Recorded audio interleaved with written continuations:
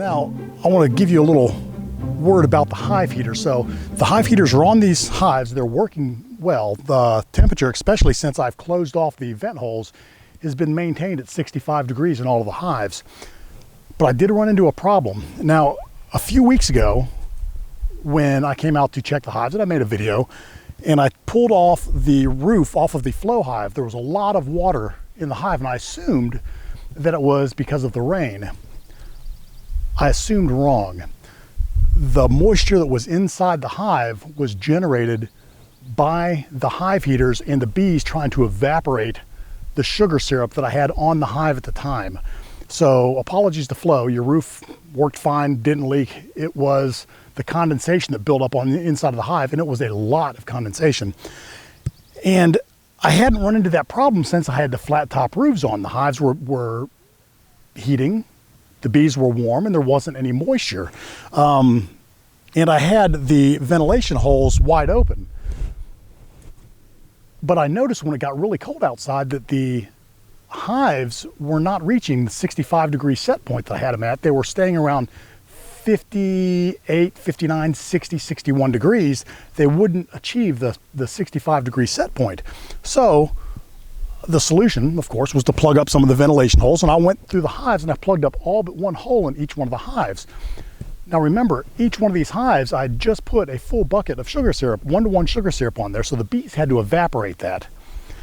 Well, I came out today and pulled the empty buckets of sugar water off of the hives, and the bees had consumed all the sugar syrup. But I noticed that in 2 of the hives, I had a lot of moisture. The same thing that happened the other time. I pulled the lid off and water came dripping out. It was almost like it was raining. Well, I know that these roofs aren't leaking. So the only thing that it could be is the fact that I have the heaters on the hives. I put bucket feeders in there, and I didn't provide enough ventilation.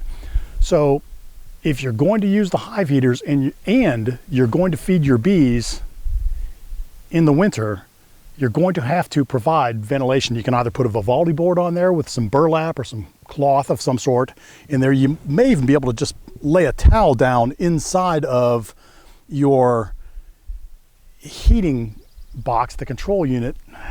I wouldn't recommend that, because if the towel gets wet, then it's laying over all of the wires, and it's probably not a good idea. I would put a Vivaldi board on top of it and give the moisture somewhere to go, or make sure that you leave the ventilation holes open.